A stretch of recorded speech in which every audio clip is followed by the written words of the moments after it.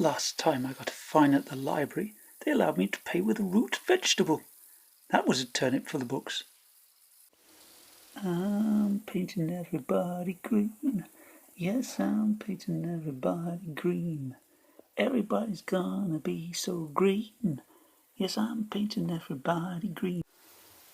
Parish notices.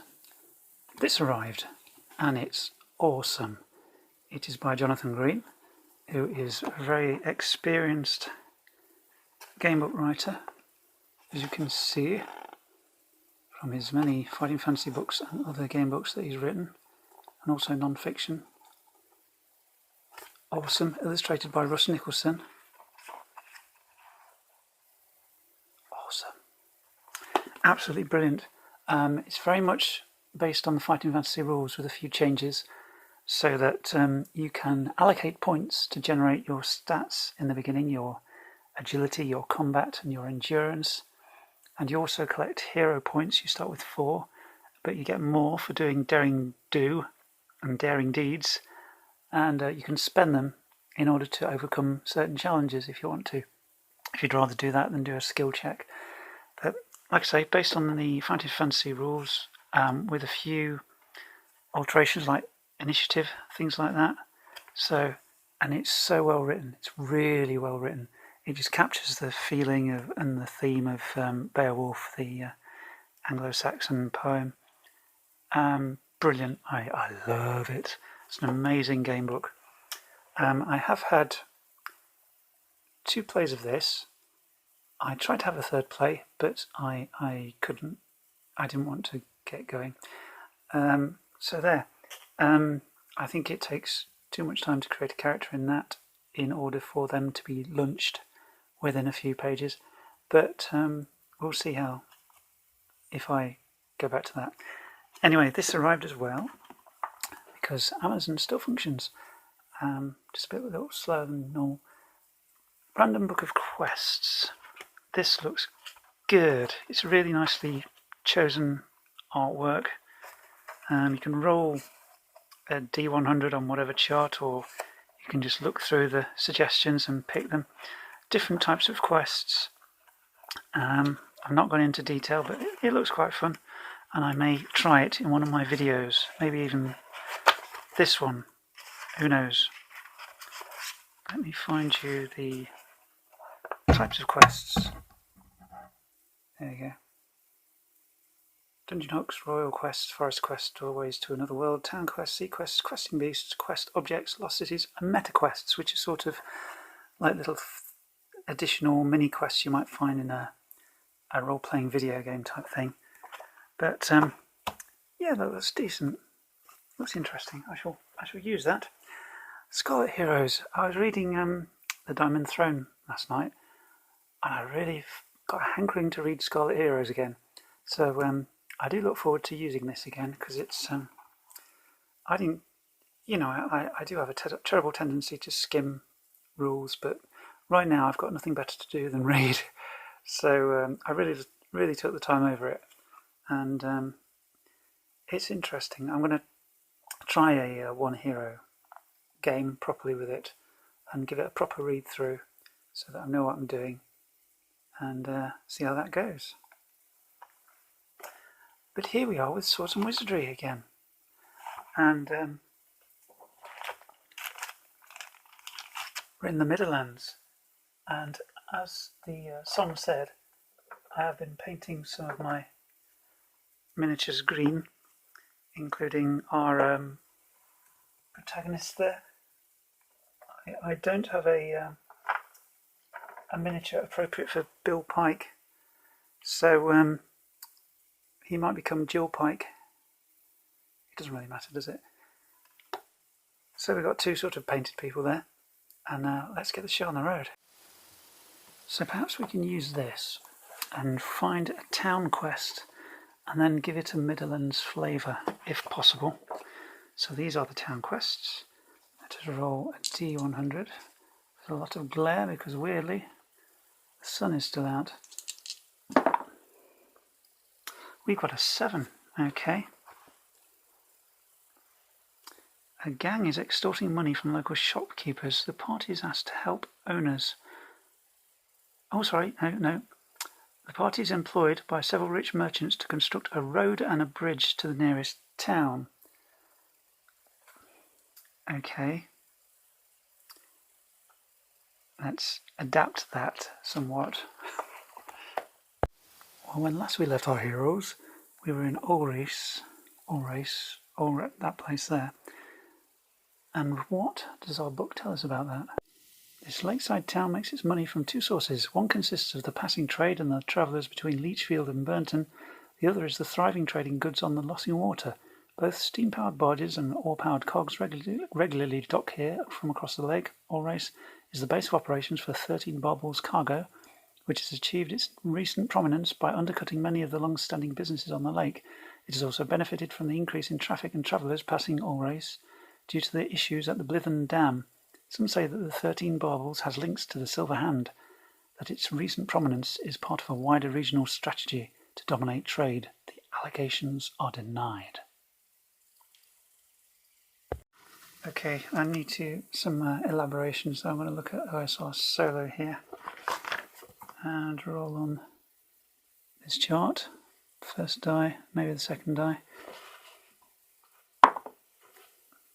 Creating a new force or an old enemy. This is leading nowhere. So if we quickly look at Blithen Dam, the lake water is directed off to both sides where sluice gates allow it to plummet into an underground river system below. From there it thunders further downwards, eventually driving colossal thumping infernal machinery deep in the chthonic bowels of the Midlands beneath Cairn Chase Forest. Of late the dam and its watchtowers have been occupied by mercenaries clad in piecemeal black armour. Travellers crossing the dam are scrutinised every inch of their way by the disdainful eyes of the mercenaries, who also man checkpoints at both ends of the dam. Basically, all this talk of opening a new road and new bridges basically means there's a blockage. Unblock the blockage. So part of this underground river is blocked by something, and our hopeful heroes, who look like they were making a good start on their adventuring career, have now got a plumbing job. And the mercenary captain here and his two cohorts would like Gwen and Jill to crack on with it and clear out the mess. So as our heroes wander along, I'm just going to roll on the oracle to see that if they can see the blockage yet. And I'm going to roll this purple die as the oracle die, and the other one will indicate if there's a plot twist, if there's a result of a 1. So can we see it yet? I'm going to leave it at 50-50, so I'm not going to apply a -1 or a +1 modifier. No. And something else. Is there some sort of danger ahead, or is there danger of some kind? That's a 6. Yes. And there's also a plot twist. So we'll roll the first die and the second die on these two here. Purple is the first. 4. A physical event helps the hero. Okay, let's think about that. So if there is danger, but a physical event helps the hero, then perhaps there is a gush of water that will push us on towards the place we're aiming for, but we have to try and avoid drowning. So let's have a think about that. We're going to need a strength check or something, maybe. Well, both Gwen and Jill grew up in Burnton, where there are many rivers and many bridges to jump off and swim in. The rivers if you are brave. And I'm going to do a roll under, basically. A roll under strength check to see if they can keep their heads above water, or otherwise if they're going to be dashed into the side of the tunnel or something. So Jill has a strength of 14. She makes it with a 5. Gwen has a strength of 12. no. So with a 20, I'm going to say that not only does Gwen hit her head, 3 hit points of damage, ouch, she's also knocked unconscious, and Jill is the only one who can save her. She's going to have to do a bit of a... She's going to do a dexterity check. It doesn't really matter, they're both 14. But she's going to have to be quick to try and rescue Gwen before she gets washed away by the current. So she's going to leap for it, try and roll a 14 or less. Oh no, this isn't going well. So Gwen finds herself washed up in this cavern, surrounded by frog creatures. So what on earth is going to happen now? So, purple first, red second. Are these creatures going to be friendly? Jill is going to not brandish her weapon or anything. She's going to stay quite still and calm and try not to make them panic. So she's going to get a +1, I think, because she's doing all the appropriate things to try and calm things down. In fact, what's her charisma like? Gwen's charisma, I showed Jill again. Gwen's charisma is 13. So she'll get a +1 to that. I'll just give it +1. Okay. Purple die. 6, yes, and. So they are very friendly. They don't find her threatening at all, which is great. And the 6 doesn't count because we're only looking at 1s for this die.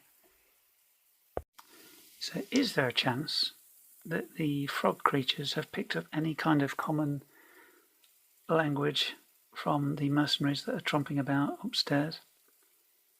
It's possible, or they may have just hidden away, so I'll give it 50-50. And that's a 6. Pull back and prove it. There we go. That's a 6. That's a definite yes. So Gwen is able to communicate with them. So Gwen's going to just basically explain to them why she and Jill have been sent down to try and clear a blockage from the tunnel, which is stopping the water going into the underground river, or a part of it anyway. And she's going to try and convince the frog people to help, who are being very friendly as it is. So what they seem to have done is built a bridge across here, which is the construction of the new bridge plot. But unfortunately, what they've done, instead of just building a bridge across, they've just put loads of wood in there to build it up, and therefore block the flow of the water going through here. So what Jill is going to suggest, what Gwen is going to suggest, is that her and Jill will help the frog people take the wood out, and then they'll help them build a proper bridge across which doesn't interfere with the flow of the water.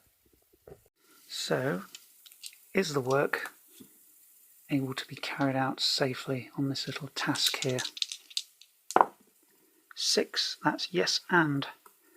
So, not only is it safe, they make a very fine bridge, and the river is flowing very nicely.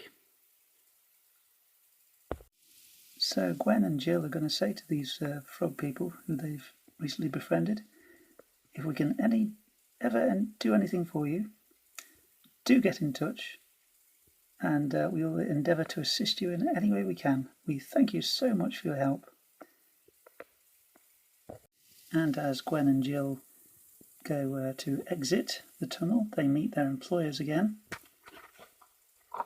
It's distracted. There we go. It's a right bendy sword, isn't it? And they tell them, oh yes, it was just a lot of flotsam and jetsam that just got bunged up, but we were able to clear it, there's no problem now. And they don't tell them about the frog people. So they collect their payment and their reward for doing this rather unpleasant, could have been unpleasant work, and the frog people are safe.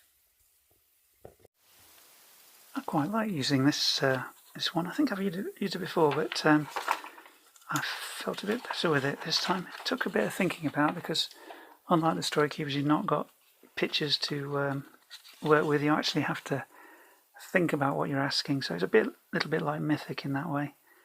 But that was all right with these useful little things here. There's some also hints and tips and things like that.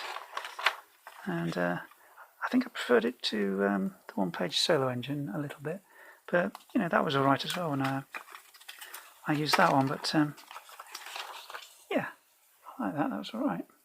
The pieces are from Waterdeep Dungeon of the Mad Mage, and I hope you didn't mind the silliness at the beginning too much. Thank you very much for watching, and I'll see you again soon.